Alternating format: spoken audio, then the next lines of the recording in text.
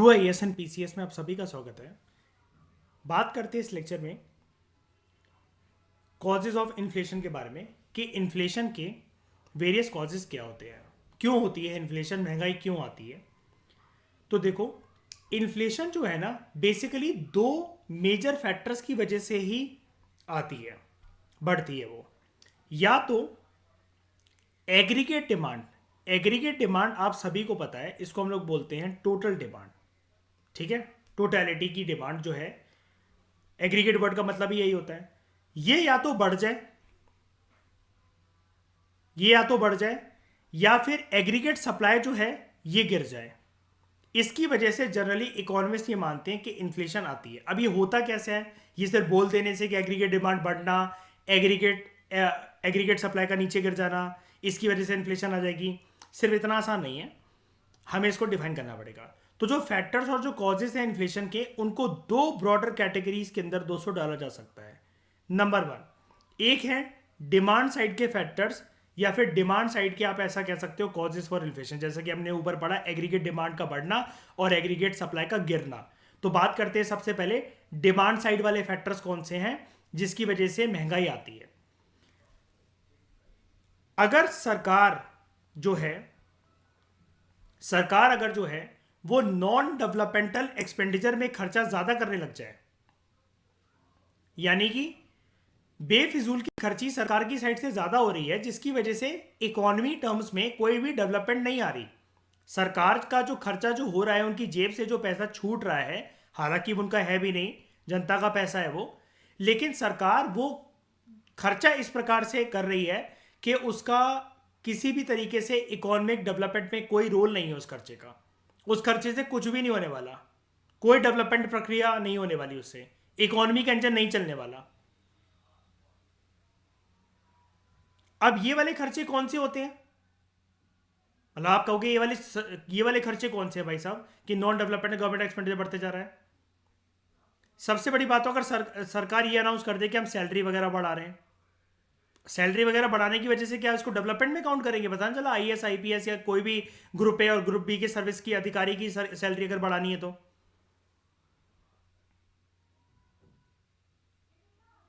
Policy वगैरह को तो यहां पर फिर भी इंक्लूड करा जा सकता है क्योंकि उससे डेवलपमेंट हो सकती है, लेकिन बेफिजूल की कोई पॉलिसी है या फिर अधिकारियों की सैलरीज वगैरह बढ़ाना, ये नॉन डेवलपमेंटल गवर्नमेंट एक्सपेंडिचर का पार्ट है। देश में अधिकारियों की क्या, नहीं नहीं, टैक्सेस तो हमेशा डेवलपमेंट के लिए यूज होते हैं, मतलब। लेकिन यहाँ पर सरकार जो है, अगर आप देखो ना श्री, सैलरी वगैरह बढ़ा रही है, तो सैलरी अब ये क्या उनके बाप का पैसा थोड़ी ना, जनता का ही पैसा है। और सैलरी बढ़ाने से होगा क्या? मेरे जैसा तो 15 दिन ऑफिस जाता हो तो अब 11 दिन जाएगा, अब तो कि बढ़ गई सैलरी, छोड़ो बैठो, 9:15 बैठ जाएंगे ट्रेनिंग व्यू पे। दूसरा, due to increase in deficit financing. Deficit financing का जनरली अभी तक आप लोगों ने मतलब मेरे मुंह से यही सुना है, printing of new currency notes. Basically सिर्फ यही मतलब नहीं होता उसका कि printing of new currency notes, आप लॉजिक को समझने की अगर कोशिश करो ना, कि न्यू करेंसी नोट्स को प्रिंट भी क्यों करता है हमारा सिस्टम, जनरली सेंट्रल बैंक, वो इसलिए क्योंकि अगर सरकार ने किसी ना किसी प्रकार की अगर बोरिंग करी होती है ना, कभी भी किसी से भी दूसरे देशों से कर रखी है, या सरकार के ऊपर कोई भी कर्जा है, और ये सरकार जो है फंड्स को बोरो और ज्यादा करता है बैंकिंग सिस्टम से। ये हम सीखेंगे कैसे, मनी इन बैंकिंग में पूरी प्रक्रिया सीखेंगे, अभी पल्ले नहीं पड़ने वाली है, अभी बहुत लंबी डिस्कशन हो जाएगी। आप बस ऐसा समझो कि सरकार के ऊपर जब घाटे की घंटी बजती है, जिसको हम लोग कहते हैं डेफिसिट, उस घाटे को फाइनेंस करने के लिए सरकार फंड्स बोरो करती है बैंकिंग सिस्टम से। एक प्रक्रिया यह भी होती है, मनी इन बैंकिंग में सीखेंगे, जनता से भी बोरो करा जाता है सरकार के द्वारा। ये जो बॉन्ड्स, शेयर्स एंड डिबेंचर्स होते हैं, यही होते हैं। एक फिक्स मेच्योरिटी के बाद अगर हमें कोई सरकारी बॉन्ड अगर हमने खरीदा है 10 रुपए का, और सरकार ये कहती है कि इसको 3 साल तक होल्ड करके रखो, 10 रुपए के पेपर होल्डिंग पे आपको, या फिर बॉन्ड होल्डिंग पे आपको, जो भी, अब तो सब कुछ डिजिटल हो गया है, पेपर नहीं कहना चाहिए मुझे, आपको 13 रुपए मिल जाएंगे। तो आपने ये 1 लाख बाय कर लिए, ज़्यादा उसके चक्कर में। लेकिन ये आपको पता है कि फिक्स है, ये मिलेगा ही, सरकार कहीं नहीं भागने वाली, ये उन्होंने बोल रखा है बॉन्ड में। तो ऐसे करके भी जनता से बोरो करे जाते हैं पैसे। लेकिन अगर जो वो बोल रखा है कि इतना इसका मैच्योरिटी है, तो फिर देने भी तो पड़ेंगे बाद में। इसको कहा जाता है डेफिसिट फाइनेंसिंग, बोरो करना। अब ये डिमांड साइड के फैक्टर से, यानी कि सरकार की तरफ से डिमांड आ रही है, ये वाली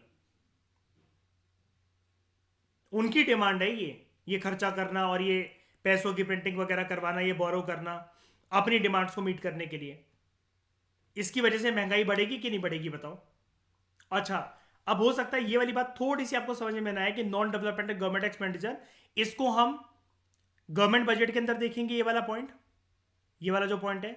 और डेफिसिट फाइनेंसिंग को इंक्रीज करके कैसे इन्फ्लेशन बढ़ जाती है, इसको हम मनी इन बैंकिंग में देखेंगे। अभी के लिए आप सुन लो, कोई भी प्रेशर अपने दिमाग में मत डालो, क्योंकि अभी तो जो हम ये वाला टॉपिक पढ़ेंगे ना, मेजर्स टू चेक इन्फ्लेशन, मैं आपको पहले ही बोल रहा हूं, मॉनिटरी मेजर्स, आपको एक सिंगल वर्ड भी समझ में नहीं आने वाला है यहां पर, क्योंकि ये बिना मनी एंड बैंकिंग चैप्टर के किसी भी स्टूडेंट को इन्फ्लेशन की चैप्टर से तो समझा ही नहीं जा सकता।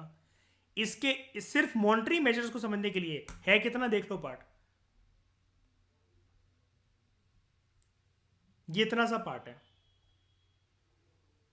इतने पार्ट को समझने के लिए at least we need 4 to 5 classes, इन सारे पॉइंट्स को कवर करने के लिए। O M O, C R R, S L R, बिना उसके समझे नहीं जा सकता। और ये सिर्फ और सिर्फ मनी इन बैंकिंग से समझा जा सकता है। अब अगर यहीं करवा दिया जाए तो फिर मनी इन बैंकिंग के चैप्टर जो उतने 10-12 पेजेस हैं, उनका कोई मजा ही नहीं फिर। उसके बाद सप्लाई साइड फैक्टर्स या कॉजेज क्या होते हैं इन्फ्लेशन के। एग्रीकल्चर प्रोडक्शन अगर सही नहीं हुई किसी साल, क्योंकि मॉनसून के ऊपर डिपेंड करती है हमारी खेती बाड़ी, या कोई एक्सट्रीम वेदर इवेंट्स हो जाए, एल नीनो, ला नीना, ड्रॉट, फेमीन, कुछ भी हो, मतलब आ गया, फ्लडिंग हो गई एग्रीकल्चर उसमें, या फिर कुछ टिड्डियों का आक्रमण आक्रमण हो गया। कुल मिलाकर खेती बाड़ी सही नहीं हुई है, इतनी ज़्यादा सप्लाई जो है उसकी कमी है देश में, जितनी होनी चाहिए तो इतनी ज़्यादा सप्लाई नहीं हो पाई। तो ऑब्वियस ही बात है, डिमांड ज़्यादा है, सप्लाई कम है, तो ये सप्लाई साइड फैक्टर है इन्फ्लेशन का।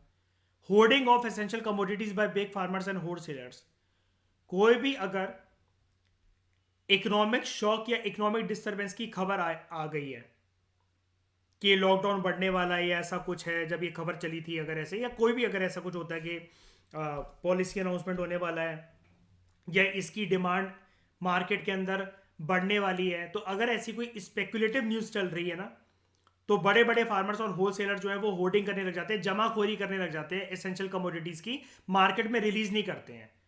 तो देखने से स्ट्रक्चर ऐसा लगता है कि जो सप्लाई है उसकी किल्लत है, और फिर जब ये रिलीज करना शुरू करते हैं तो डिमांड ज़्यादा हो गई है, और लग रहा है ऐसा क्योंकि सिचुएशन पूरी रियल ऐसी बना दी गई है मार्केट की कि सप्लाई कम है, ताकि ये अपने होर्डेड कमोडिटीज़ को अब महंगे प्राइसेस पर बेच सकें।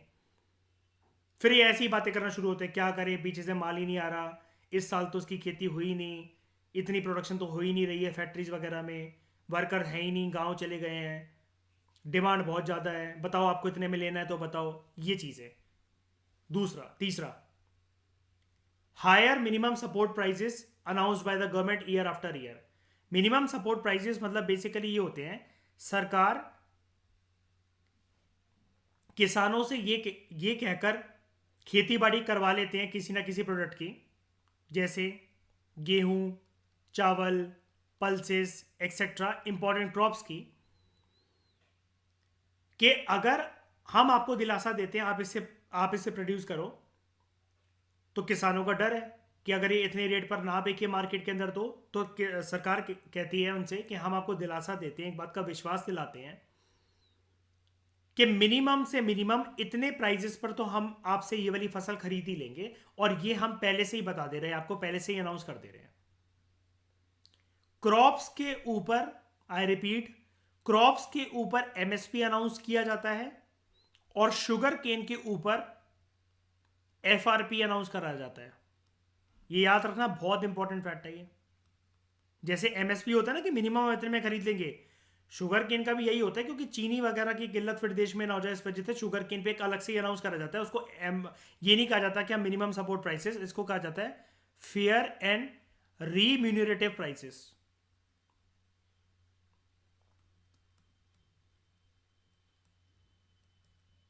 Fair and remunerative prices sugar cane पे अनाउंस करा जाता है ये याद रखना है, इसको हम पढ़ेंगे आने वाले चैप्टर्स के अंदर, डोंट वरी, ऐसा नहीं है कि ये फैक्ट आपसे छूट जाएगा। ये शुगर केन पे अनाउंस करा जाता है, और जो एमएसपी अनाउंस करा जाता है वो क्रॉप्स पे करा जाता है। ये बेसिक डिफरेंस भी बहुत सारे स्टूडेंट्स नहीं जानते,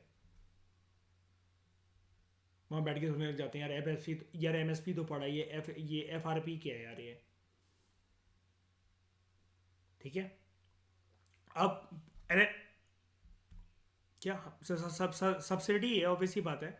हायर एमएसपी अगर सरकार अनाउंस कर रही है, यानी कि अगर सरकार ने बोला किसान ना झिझक रहे हैं कि अब उनको इतने चीज़ें महंगी हो गई हैं, उनका घर खर्च नहीं चलता, तो हम ना इंडिगो, ओपियम, शुगर केन ऐसा कुछ उगाना चाह रहे हैं।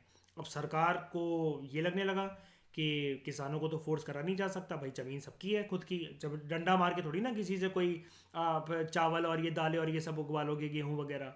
तो सरकार ने बोला कि हम आपको आपसे 250 रुपये में अगर ये खरीद लेते थे ना, इस साल हम आपसे ये 260 रुपये या 300 रुपये में खरीद लेंगे। अब उनको लगा ये 300 रुपये ल्यूक्रेटिव है, अट्रैक्टिव है। लेकिन ये जो है, ये जो सरकार इतना बेसिक मिनिमम इतना खरीद रही है, आपको पता है, एक बात बताता हूं मैं आपको, ऐसा सरकार करती क्यों है।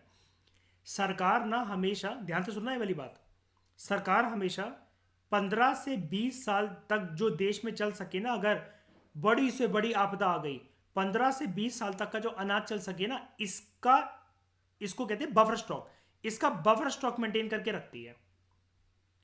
ये झटका हमें तब से महसूस हो गया, और इस चीज को कहते हैं ना कि एक बारी ठोकर खा के अकल आ जाती है।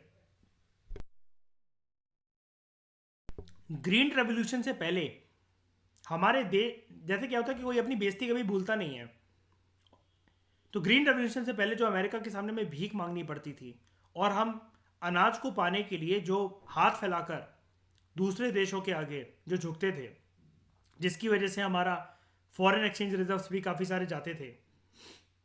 PL40 प्रोग्राम के अंतर्गत हमें घटिया से घटिया अनाज सप्लाई करा जाता था यूएसए के द्वारा। इन सारी चीज़ों ने हमें ये चीज़ रियलाइज़ करवा दी थी कि इंडिया जो है ना, जोड़कर तो रखेगा अनाज, किसी के आसरे नहीं पड़ेगा, लेकिन एक्सपोर्टर भी बहुत अच्छा बनेगा। तो एक्सपोर्ट करने के बाद 15 से 20 साल तक कुछ भी, मतलब अब ये तो मैं बोल रहा हूँ कि एक्सपेक्टेड, यानी कि एक डिकेड या 1.5 डिकेड या 2 डिकेड तक अनाज चल सके, इतना सरकार का क्राइटेरिया रहता है, कि एम रहता है।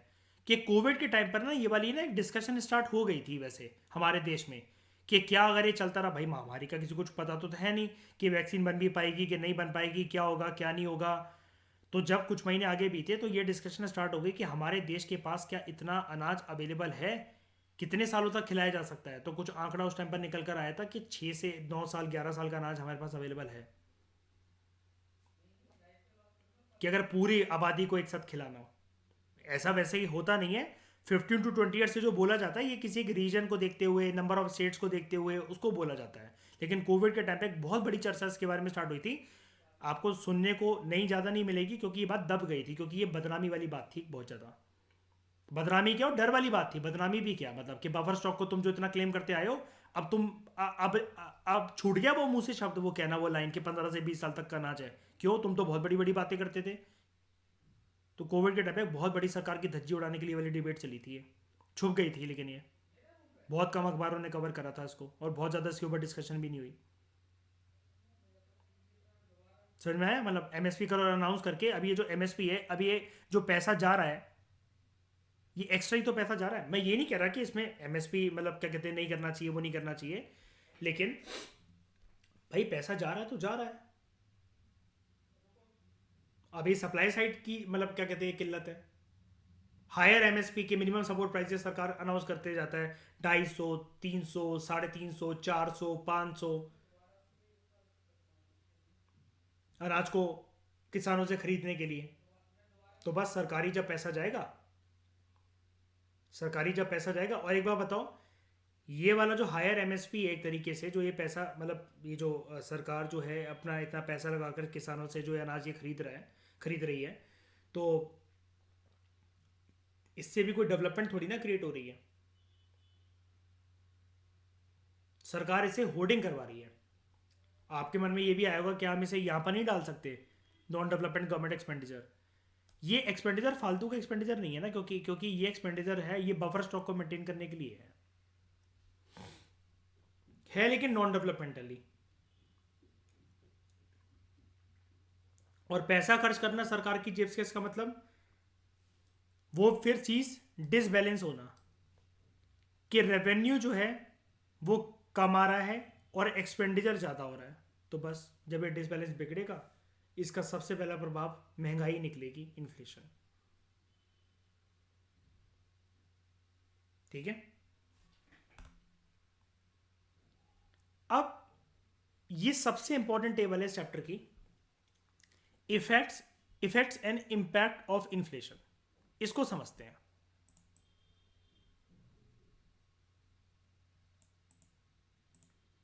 Effects and impacts of inflation. जो पहला वाला पॉइंट है, बिल्कुल आराम से ठंडे दिमाग से सुनना इन सारे पॉइंट्स को। जो पहला वाला पॉइंट है ये कंट्रोवर्शियल पॉइंट है। नितिन सिंघानिया जी ने इसकी डेफिनेशन बहुत बेकार दी है यहां पर, ये पॉइंट नहीं है ठीक यहां पर। देखते हैं कैसे। महंगाई का इंपैक्ट यहां पर ये बताया गया कि अलग अलग सेक्टर्स के ऊपर कैसे निकलेगा। ये वाले क्वेश्चन जनरली फिल्म्स के अंदर आते हैं कि अगर ये वाली चीज होती है इकोनॉमी की, मतलब मैक्रो इकोनॉमिक्स के जो क्वेश्चंस आते हैं ना, वो आपको ये बोलते हैं कि अगर ऐसा ऐसा ऐसा हुआ, बैंक ने रेपो रेट बढ़ाया, रिजर्व रेपो रेट बढ़ाया, तो इसका इंपैक्ट कंज्यूमर्स के ऊपर क्या निकलेगा। क्या लोन सस्ते हो जाएंगे, गाड़ी खरीदना क्या महंगी हो जाएगी, घर में जो सामान जो आ रहा है, राशन आ रहा है, क्या देश में अगर ऐसी प्रक्रिया हुई तो उसकी वजह से क्या घर में राशन आना कम हो जाएगा। यानी कि एप्लीकेशन बेस्ड क्वेश्चंस आते हैं। तो इन्होंने प्रीवियस ईयर के क्वेश्चन पेपर को देखते हुए ना, इन्होंने ये सोचा कि इन्फ्लेशन का एक एप्लीकेशन बेस्ड टेबल बना दो कि बच्चों को बना बनाया पकवान मिल जाए, उनको एग्जाम में सोचना ना पड़े। लेकिन ये टेबल इतना भी अच्छा नहीं है कि इतनी आसानी से हम सोचें कि जब भी फार्मर्स और उसके ऊपर क्वेश्चन आएगा, अरे वाह वाह ये मेरे नितिन सिंघानिया के अंदर था और वहां पर एक पॉइंट दे रखा था कि इन्फ्लेशन का इम्पैक्ट इनके ऊपर क्या निकलेगा। नहीं, ऐसा नहीं है। 4 स्टेटमेंट आती हैं यूपीएससी में हर एक क्वेश्चन के अंदर, और 100 क्वेश्चन होते हैं। तो वो 100 कंसेप्ट नहीं पूछता यूपीएससी, 400 कंसेप्ट पूछता है हर साल। बात करते हैं, लेकिन फिर भी काफी हद तक ठीक है। मैं इसको नेगेटिव नहीं बोल रहा हूं, मैं पहले पॉइंट के ऊपर बात करना चाह रहा हूं आपसे, और ये भी हम इसको ठीक कर देते हैं अभी। इनका कहना ठीक है, लेकिन आधी अधूरी इंफॉर्मेशन दे रखी है इन्होंने। लेंडर्स और बोरर्स के ऊपर महंगाई का इंपैक्ट क्या पड़ता है, प्रभाव क्या पड़ता है। अब ये चीज आप ऐसे ही समझ जाओ, एक एग्जांपल लेकर चलेंगे जिससे ना कॉम्प्लिकेटेड नहीं होगी वाली पिक्चर। बैंक से लोन लेना, ठीक है, एक पिक्चर लेकर चलो, बैंक से लोन लेना। यहां पर बोला हुआ है, बिल्कुल ध्यान से समझना इसको। सबसे पहले तो 2 टर्म्स आप सीखिए। बोरोअर, आप लोगों ने बैंक से लोन लिया तो आपको इकोनॉमिकली कहा जाता है यू आर अ डेटर, आपके ऊपर डेट है, आपको वो प्रिंसिपल अमाउंट तो चुकाना ही है अलॉन्ग विद द इंटरेस्ट। जिसने आपको लोन दिया वो लेंडर है, उसको इकोनॉमिकली बोला जाता है क्रेडिटर। क्रेडिटर मतलब बैंक, डेटर मतलब आप। जब आपने लोन ले लिया है तब आप डेटर बन गए हो, ठीक है। इन्फ्लेशन इसमें ये बोला जाता है, ये बोला गया है, और ये इकोनॉमिकली पॉइंट ठीक है। अगर आप इसको चेक करोगे कहीं पर भी, इकोनॉमिस्ट इस चीज पे एग्री करते हैं। बात ध्यान से समझना, इन्फ्लेशन बेनिफिट करता है बोरोवर्स को, वेयरएस लेंडर्स के लिए ये लॉस है। कैसे, ध्यान से समझो। महंगाई अगर बढ़ती चली जा रही है, बढ़ती चली जा रही है, बढ़ती चली जा रही है, और लोन अगर किसी पर्सन ने बैंक से लिया था 5 से 10 साल के लिए, जिस साल मान लेते हैं उसने 2015 के अंदर लोन लिया किसी बैंक से 11 करोड़ रुपए का, और उसको कुछ इंटरेस्ट वगैरह भी चुकाना पड़ता है।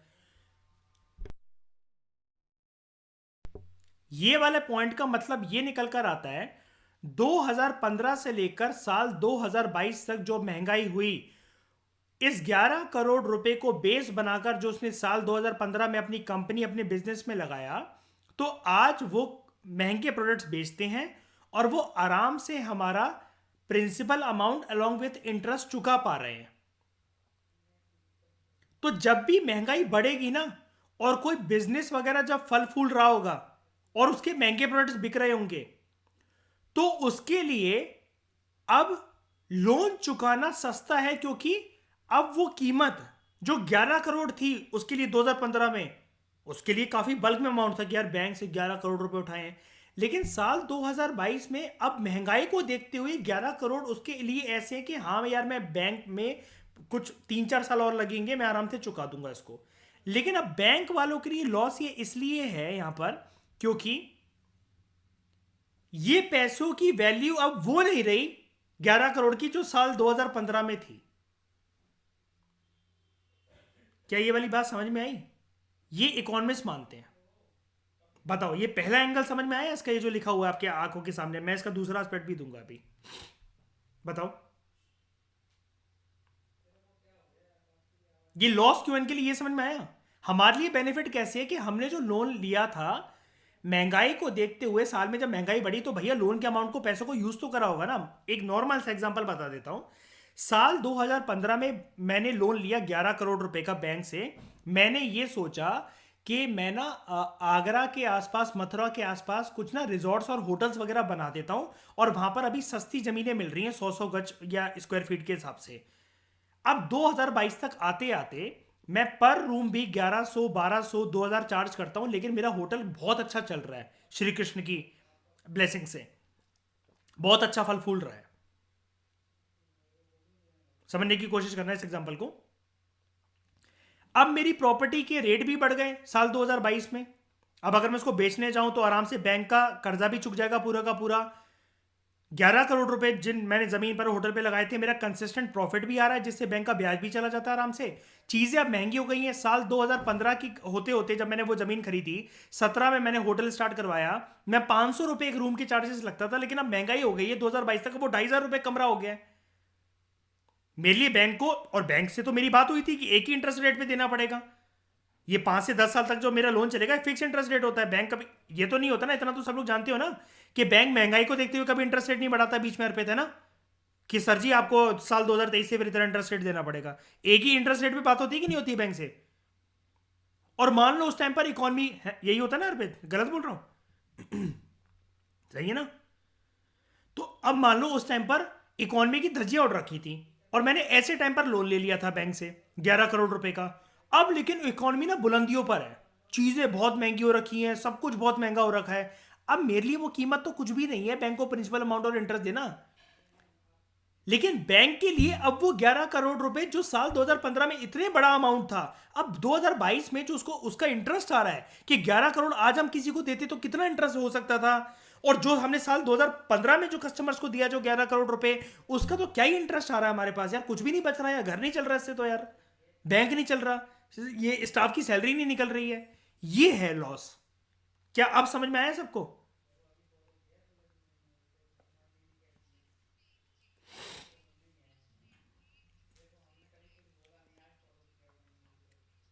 नहीं नहीं नहीं नहीं, ये हमेशा होता है। आप कभी भी कुछ भी लो ना, अगर जैसे आप ईएमआई करवाते हो फोन वगैरह की, यार एक बात बताओ ना, ईएमआई आपने करवाई, ठीक है, तो जो कोविड पे जो ईएमआई वगैरह जो चल रही थी, क्या कोविड आने के बाद क्या कम हो गया क्या सर? क्या कोई छूट मिली क्या? मैं बताओ जरा, या बढ़ गया क्या? ऐसा तो कभी नहीं होता।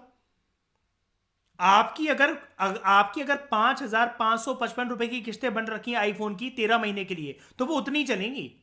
कि महंगाई हो गई, नहीं नहीं अशप्रीत जी, अब आपको ना अक्टूबर महीने से ना 7,000 रुपए देना पड़ेगा ईएमआई पे। अब 5,555 में हमारी बात नहीं हो सकती, सॉरी। कभी ऐसा होता है?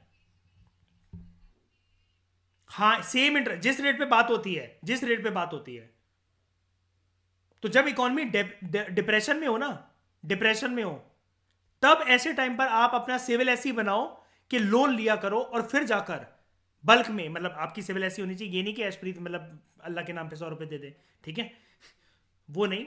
एक सिविल ऐसी हो कि आपको मतलब आपको आराम से बैंक वाले 10 करोड़ 20 करोड़ 25 करोड़ देने को मान जाए, और फिर मयूर वो वाला टाइम होता है कि देश में आपको चीपर इंटरेस्ट रेट पे मिला लोन अमाउंट, आपके पास अब बल्क में पैसा आ गया है, और इस टाइम पर सारी चीज़ें सस्ती हो रखी हैं, सारी चीज़ों की धज्जियां उड़ रखी हैं, भर भर के प्रॉपर्टियां खरीदो, भर भर के स्टॉक मार्केट में डील करो, लोन से भले ही पैसा उठा उठा कर करो।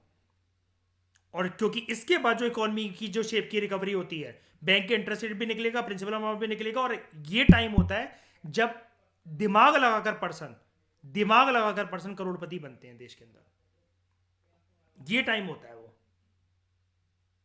जो भी आज तक कोई करोड़पति बनता है वो बस इकोनॉमी की इन्हीं अपॉर्चुनिटी की वजह से बनता है।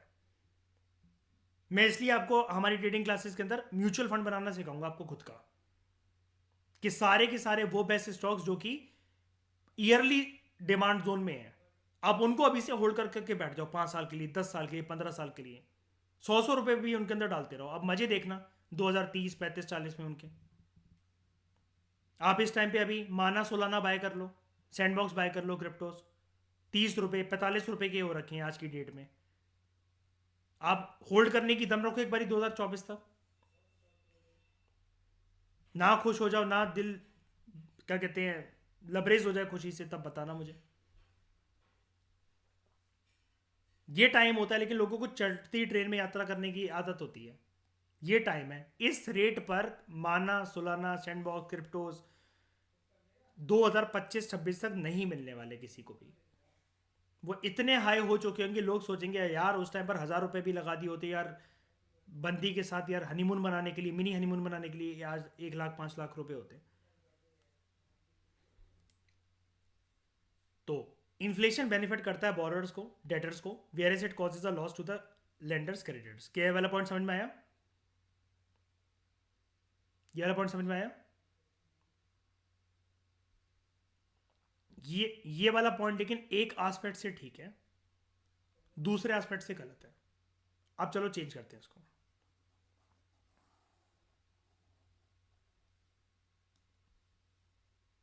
कभी भी ये आ जाए ना कि इन्फ्लेशन इसको फायदा पहुंचाता है, वो गलत पहुंचाता है, नहीं, नॉट ऑलवेज, हो ही नहीं सकता। ये लाइन फिक्स नहीं है, मतलब ये पत्थर की लकीर नहीं है जो हमने यहां से यहां तक पढ़ी, पत्थर की लकीर नहीं है। इस पत्थर की लकीर को मिटाते हैं, स्टेटमेंट चेंज कर देते हैं।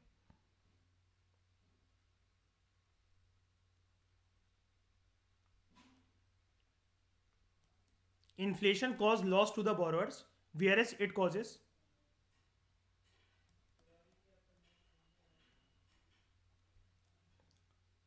Profits to the lenders. ये कब होगा? पहली सिचुएशन तो आपको समझ में आ गई, जो कि आपके टेक्स्ट में यहां पर दे रखी है, जिसकी मैंने आपको पीछे की इंटरप्रिटेशन बता दी।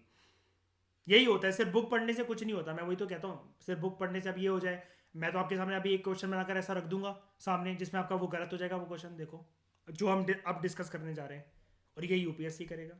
तो ये जो इन्होंने इतना हल्का सा समझ लिया ना कि मैं एक बना बनाया पकवान दे देता हूँ बच्चों को, कि कभी भी कोई क्वेश्चन आएगा तो एप्लीकेशन उनको सोचना नहीं पड़ेगा, बस फिर बच्चों का ट्रस्ट उठ जाता है फिर ऐसी किताबों से, कि इकॉनमी की बुक से पढ़कर भी इकॉनमी के क्वेश्चंस नहीं हो पा रहे हैं, क्योंकि बच्चों को देर वो है ना, शताब्दी बनना है ना उनको, तो एक दिन के अंदर एक सब्जेक्ट हो जाए हमारा कंप्लीट यूपीएससी में। देखो, इन्फ्लेशन के टाइम पे भैया एक चीज़ इग्नोर नहीं करी जा सकती है। इन्फ्लेशन अगर को इन्फ्लेशन टर्म को, इस कंसेप्ट को अगर हम देसी लैंग्वेज के अंदर समझे, भाई देश में महंगाई हो रखी है अच्छी वाली, राइट? भाई महंगाई के टाइम पे हम सब जानते हैं कि कोई भी बैंक जो है ना, कोई भी बैंक, ये तो हमने पास्ट की बात करी थी कि हमने पहले कभी ले रखा था, अब महंगाई आ गई है, अब हम मानते हैं आज के दिन में महंगाई आई है, मैंने आज तक कोई लोन नहीं लिया। अब इसको समझना, साल 2022 या जनवरी 2023 में लोन लेने जा रहा है कोई पर्सन आप में से, महंगाई अब आई है देश में, तगड़ी वाली महंगाई चल रही है मान लो, ठीक है? अब कभी भी महंगाई के टाइम पर कोई भी जो बैंक है उसके इंटरेस्ट रेट सस्ते करेंगे क्या बैंक? बताना जरा। जब इकोनॉमी में डिप्रेशन चल रहा था, इससे पहले वाले एग्जांपल के अंदर साल 2005 में, क्या तब उन्होंने इंटरेस्ट रेट महंगे कर दिए थे क्या? नहीं ना, उसी रेट पे करे थे ना जिसपे सब लोग अफोर्ड कर पाए, नहीं करा था ना? तो यहां पर क्या इंटरेस्ट रेट ये सस्ते कर देंगे क्या बैंक अपने, कि लोन वगैरह दे रहे हैं तो अब सस्ते इंटरेस्ट रेट पे ले जाओ, आईफोन ले लो, किस्तें करवा लो 100 100 रुपए महीने की, ऐसा कर देंगे क्या? नहीं। अब यहां पर क्या होता है, जो इन्फ्लेशन है तो देखो, यहां पर जो बैंकों का जो इंटरेस्ट रेट है, ठीक है, जो इंटरेस्ट रेट है वो काफ़ी ज़्यादा हाई होगा इन्फ्लेशन के टाइम पर। अब इस टाइम पर भाई लोन, अब लोन तो लोन लेंगे ही लोग, लोन की तो ज़रूरत किसी भी फॉर्मेट के अंदर पड़ सकती है।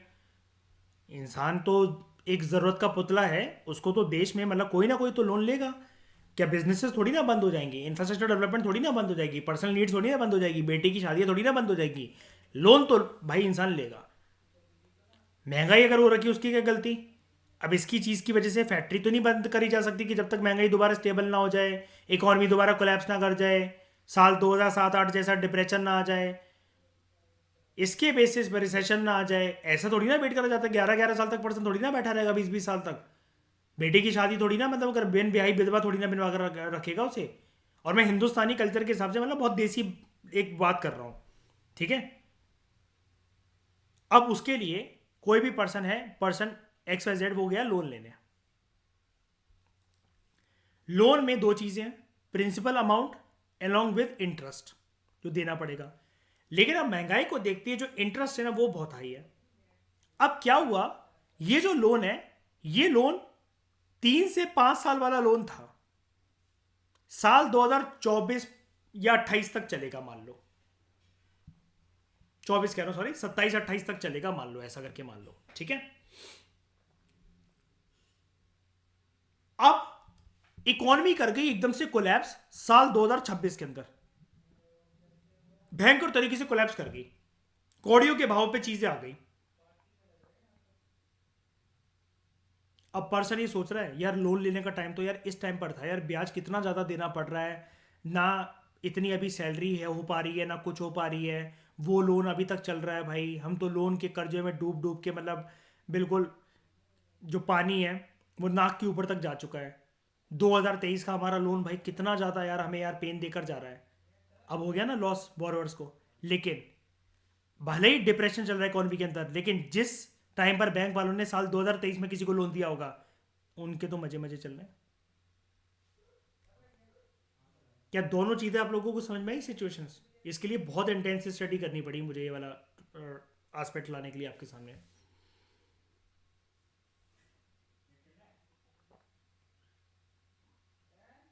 हम्म।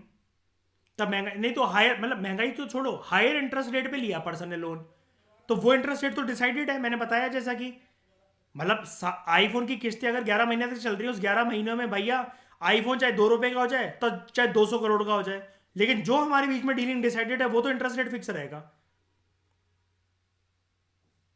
अगर 2 रुपए का आईफोन हो गया तो भाई मैं चीकम चिल्ली करना यार स्टार्ट करूंगा, यार मेरी तो किस्तें ही पड़ रखी 5,000 की, कितना सस्ता हो रखा है यार, इस टाइम पर काश EMI करवा लेता यार मैं। और आपके लिए मजे हैं, बैंक वालों के मजे हैं। लेकिन प्रीवियस केस के अंदर जब जो ओरिजिनल टेक्स्ट हमें दे रखा है, इन्फ्लेशन बेनिफिट करता है बोरोवर का, वो इस वजह से क्योंकि अब जिस टाइम पर उसने लोन लिया था महंगाई तो सालों साल आगे बढ़ती चली जाएगी। इसका एक नॉर्मल सा एग्जांपल ऐसा समझ लो ना, यार आज के टाइम में भले ही प्रॉपर्टी कितनी भी महंगी हो, आपने दम लगाकर पूरी सेविंग यूज करके एक प्रॉपर्टी खरीद ली हिंदुस्तान में कहीं पर भी, ये वाली बात आज आपको रियलाइज होगी कि आपने महंगे रेट में प्रॉपर्टी खरीद ली है, और मान लो कि आपका बैंक से लोन चल रहा है मतलब वो करके। लेकिन प्रॉपर्टी और गोल्ड और ये सब चीजें तो ऐसी है कि वक्त के साथ साथ बढ़ेंगी। आपके पास इतना पेशेंस है, आप उसको होल्ड कर रहे हो साल 2050, 2055, 2065 तक,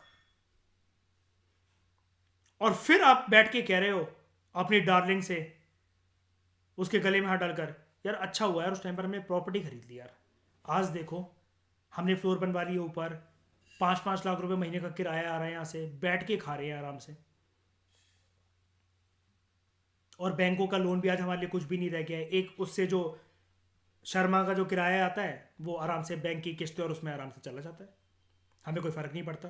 लेकिन बाकी जो 3 फ्लोर हैं उससे हमारे आराम से 25 लाख रुपए महीना चल रहा है। बताओ, अब समझ में आया टॉपिक?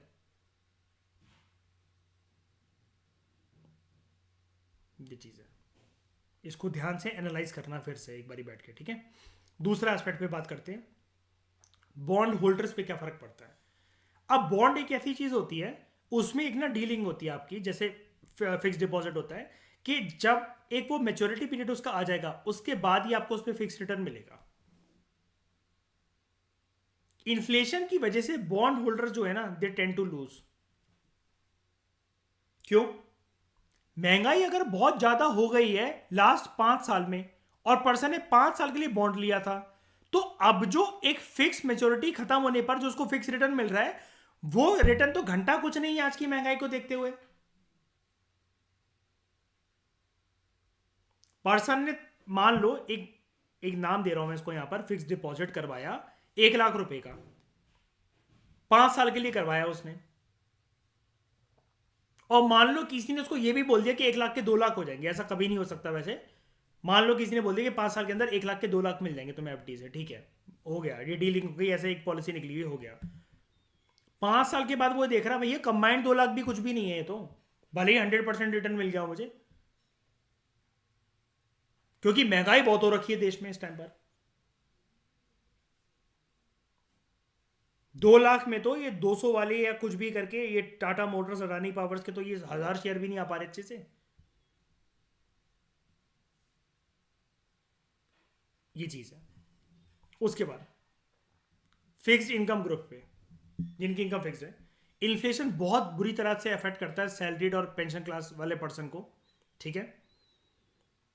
परचेजिंग पावर क्योंकि इन लोगों की फॉल हो जाती है drastically without any increase in income. चीजें महंगी हैं बाजार में और उतनी इनकम वगैरह है नहीं।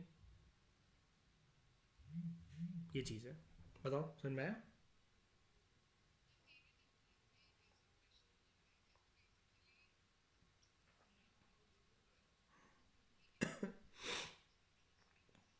किसका? अच्छा, बाहर इन्फ्लेशन लेवल क्या है बाहर की कंट्रीज में?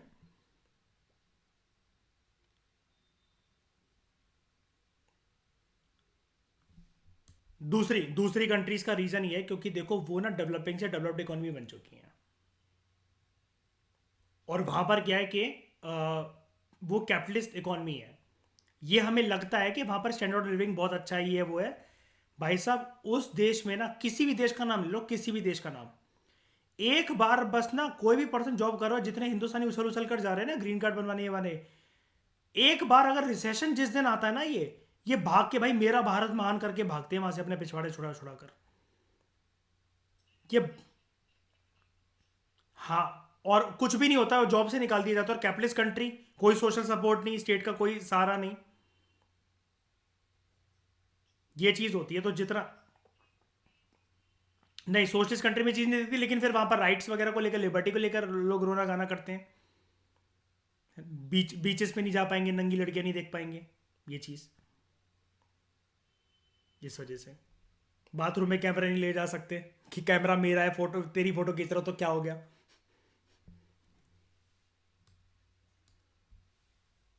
फिर on big farmers and big businesses. Big farmers और big businesses usually gain as they get better prices due to inflation, ठीक है, thereby earning more profits. इनको ज़्यादा प्रोडक्ट्स बेचेंगे, ये अपने प्रोडक्ट्स बेचेंगे और ये अपना प्रोड्यूस बेचेंगे। अब ये ज़्यादा प्राइसेस फेच कर सकेंगे, लेकिन इसकी कंडीशन होती है, इसकी कंडीशन होती है कि अगर फार्मर्स को और जो बिजनेसमैन है उनको रॉ मटेरियल्स या फैक्टर्स ऑफ प्रोडक्शन, जब उन्होंने वो चीज करी हो ना, किसान ने जब फसल बोई हो, वो रॉ मटेरियल सस्ते होने चाहिए उसके लिए। और बिग बिजनेसमैन के लिए या कोई भी फैक्ट्रीज इंडस्ट्रीज वगैरह के लिए फैक्टर्स ऑफ प्रोडक्शन सस्ते होने चाहिए थे उस टाइम पर। उसके बाद अगर इन्फ्लेशन अगर हुई है तो प्रोडक्ट महंगे हो गए, फिर जब वो बेच रहे हैं तब फायदा है उनको, क्योंकि इन्फ्लेशन के टाइम पे तो फिर बाकी चीजें भी तो महंगी होंगी। हमने पढ़ा था ना इसके बारे में इस चैप्टर में इनिशियली कि उनका रेट भी क्या कहते हैं काफ़ी ज़्यादा, दिहाड़ी वगैरह का भी, मजदूर वगैरह का भी रेट काफ़ी हाई हो जाएगा। फिर फ़ायदा क्या है? लैंड हो सकता है उसका रेंट महंगा हो जाए, कैपिटल जो बोरो कर रखा है उसके ऊपर इंटरेस्ट हाई मिल रहा हो, फिर तो ये जीरो सम गेम हो गया। फिर तो no one is in win win situation. Exchange rate और एक्सपोर्ट्स के ऊपर क्या फ़र्क है? एक्सचेंज रेट क्या होता है बेसिकली? हमारे कितने हिंदुस्तानी रुपयों में $1 आ जा रहा है, ये एक एक्सचेंज रेट है ना, कि $1 is equal to how many Indian rupee. वो डेप्रीशिएट कर जाता है इन्फ्लेशन की वजह से। इसकी वजह से एक्सपोर्टर्स को बेनिफिट मिल जाता है। क्यों? ज्यादा डॉलर, एक्सपोर्ट ज्यादा करने के ज्यादा डॉलर मिलेंगे। लेकिन ये चीज शॉर्ट टर्म में पॉसिबल है। लॉन्ग टर्म में एक्सपोर्ट जो है दे में ऑल्सो डिस्करेज, क्योंकि डोमेस्टिक सेल्स ऐसे लोगों को लगता है ज्यादा अट्रैक्टिव कि अपने देश में बेचो ना, हमारे देश में तो इतने हाई प्राइसेस मिल रहे हैं ऑलरेडी। जितने हम डॉलर वॉलर और उसके चक्कर में वो करेंगे, इससे ज्यादा महंगाई तो हमारे देश में चल रही है, यहां बेचो। हाँ, रोजगार के ऊपर क्या फर्क पड़ता है? इन शॉर्ट, एम्प्लॉयमेंट में increase with rise in inflation. अभी हम इसके लिए फिलिप्स कर्व देखेंगे, ठीक है। इससे हम समझेंगे फिलिप्स कर्व की वजह से कि इन्फ्लेशन बढ़ने की वजह से क्या रोजगार बढ़ता है। देखते हैं अभी इसको। लेकिन ये चीज ना लंबे समय के लिए पॉसिबल नहीं है, क्योंकि देखो ना, फिर ये हो सकता है ना अर्पित, अगर महंगाई बहुत ज्यादा है, अब उतनी सैलरियां देने के लिए कंपनी मानेगी नहीं जितनी महंगाई चल रही है, और पर्सन को जॉब उतनी ल्यूक्रेटिव लगेगी नहीं। आप अगर अर्पित जितना काम करते हो, आपको कोई ये बोले कि महीने के $1000 रख लिया करो, इतने करोगे काम जो काम कर रहे हो अभी आप? मयूर बताओ। हर्षप्रीत, आप अगर मान लो कि आप डांस एकेडमी खोलकर बैठे हुए हो, ठीक है, आप डांस सिखाते हो, बच्चों को भांगड़ा सिखाते हो, सब कुछ आपने करा, और आपको कोई पेरेंट ये बोले $100 रख ले महीने की, बेटा ले आइसक्रीम खा लियो, बताओ, घुंघरू फेंक के मारोगे उसकी माँ के मुंह पे? नहीं।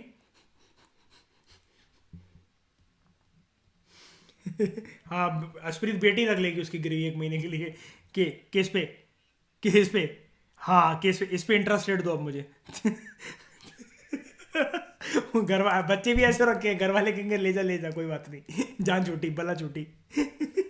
सेविंग्स के ऊपर क्या फर्क पड़ता है? मार्जिनल प्रोपेंसिटी टू सेव, मतलब एक टेंडेंसी टू सेव, ये डिक्रीज हो जाती है, क्योंकि ज्यादातर सेविंग्स जो होती है वो लूज हो चुकी होती है। महंगाई के टाइम पे कौन ही सेव कर सकता है? चाहकर भी हाथ जो है वो आपका बंधा नहीं रह सकता, हाथ खुल ही जाता है। ऑन द कॉन्ट्ररी, ये सेविंग पैटर्न को कभी कभार निचोड़ भी देता है in favour of unproductive assets like gold. लोग ये सोचते हैं कि पता नहीं और क्या, मतलब इसके ना ये वाला पॉइंट भी थोड़ा सा कंट्रोवर्शियल है जो कि यहां पर लिख रखा है। सेविंग पैटर्न भी मतलब हमें ना कुछ एक्सक्यूज का मतलब होता है, कुछ फिक्स नहीं दिखाई देता। लोग हो सकता है कि अनप्रोडक्टिव एसेट्स लाइक गोल्ड की तरफ उस टाइम पर बढ़ जाए। अब ये अनप्रोडक्टिव इसको क्यों कहा रखा है, क्यों कह रखा है भाई? महंगाई के टाइम पे गोल्ड की जो सीमाएं हैं वो कितनी टच कर रही होंगी उस टाइम पर, अगर कोई खरीद भी ले कोई फायदा नहीं है फिर उसका, होल्डिंग टाइम पीरियड बहुत है। गोल्ड के प्राइसेस जब कम चल रहे होते तब खरीदना चाहिए। और गोल्ड भी वैसे, ये सोना चांदी खरीदने वाले भी हिंदुस्तानी मूर्ख होते हैं। तो आप मुझे पूछोगे क्या क्या सॉवरेन गोल्ड बॉन्ड खरीदना चाहिए, मतलब पेपर के अंदर? भाई पेपर के अंदर भी नहीं खरीदना चाहिए, गोल्ड और चांदी में ट्रेड करना चाहिए, पैसा वहां लगा के छोड़ देना चाहिए। क्योंकि वहां गिरते हुए गोल्ड पे भी पैसा लगता है और उड़ते हुए गोल्ड पे भी पैसा लगता है, गिरती हुई चांदी पे भी पैसा लगता है, उड़ती हुई चांदी पे भी पैसा लगता है। और कितना चाहिए मिनिमम आपको लगाने के लिए? $100 लगा लो, $1000 लगा लो, ₹1,00,000 लगा लो।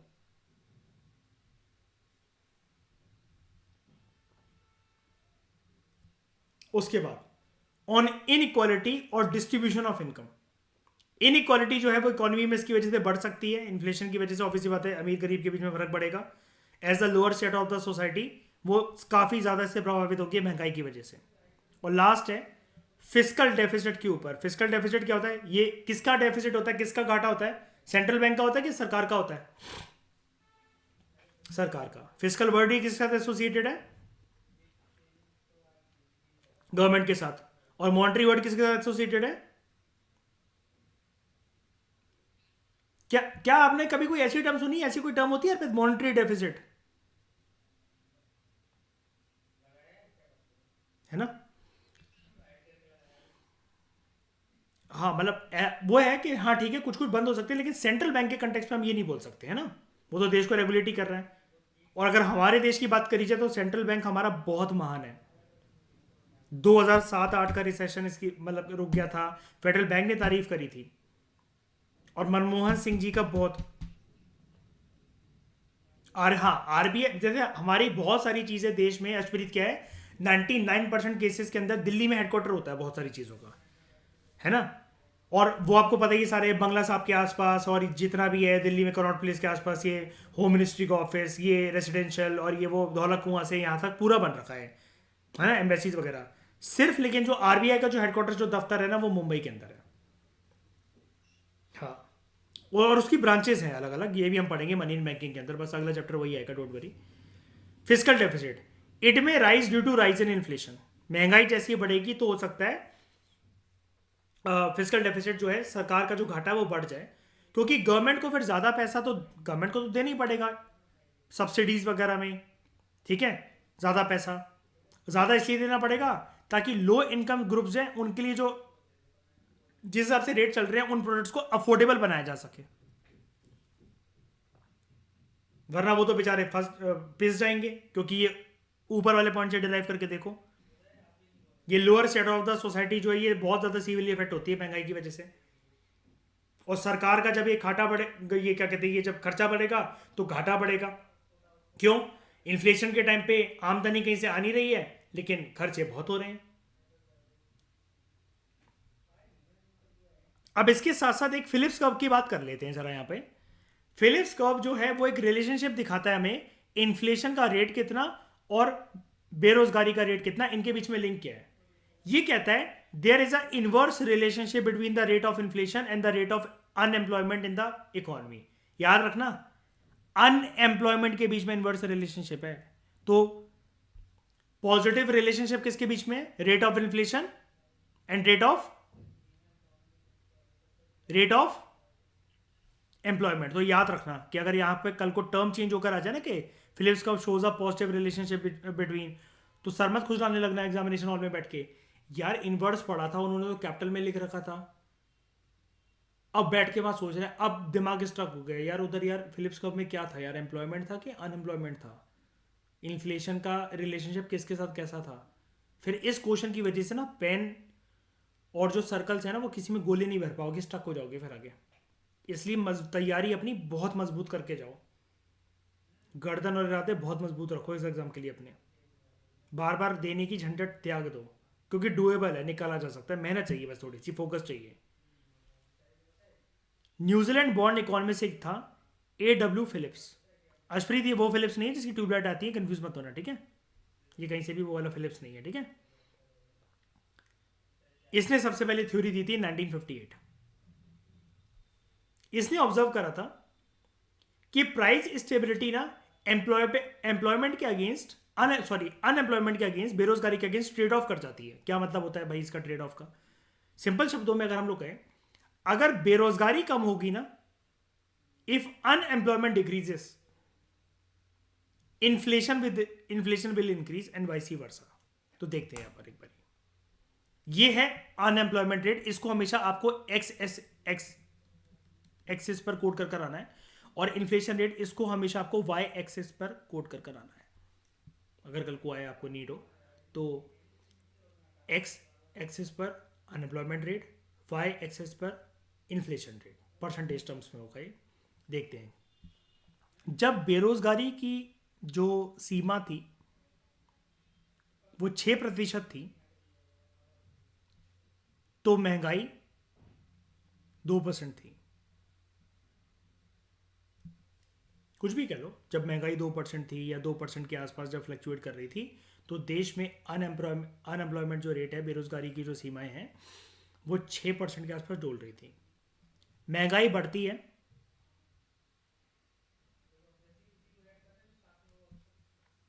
महंगाई बढ़ी,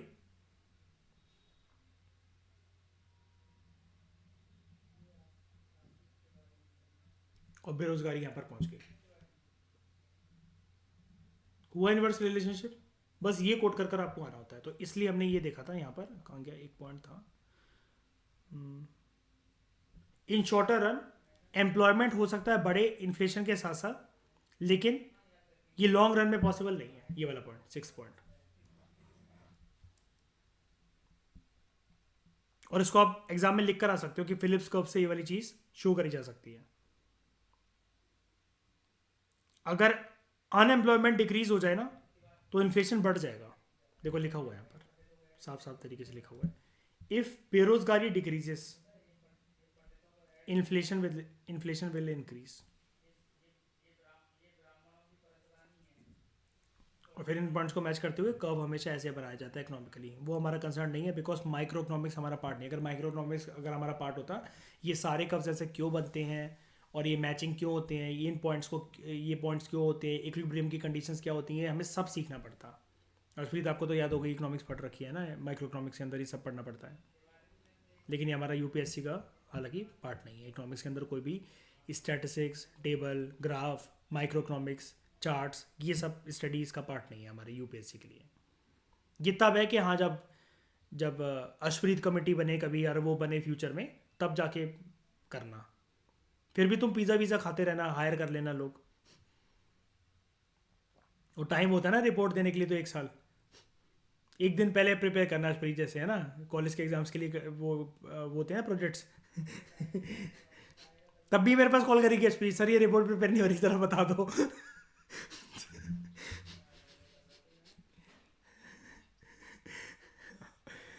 आप तो पता चला प्रधानमंत्री से कहने लगा, सर मुझसे और कोई कमेटी का नहीं बना सकते आप मुझे। ये तो नहीं होगा मुझसे। वो आपको बोले एक और कमेटी बनाने जा रहे हैं हम लोग, पॉवर्टी के लिए नई मेथोडोलॉजी दो, तो पता चला इस पे बचने के लिए बोल रही है, आपको क्या मैं करोड़पति नजर अरमानी की बेटी नजर आ रही हूँ आपको? हैं? या मेरे पति की कोई गोल्ड और उसकी डायमंड की आंखें हैं? चलो इस डिस्कशन में फिलहाल इतना ही। Thank you very much for discussion.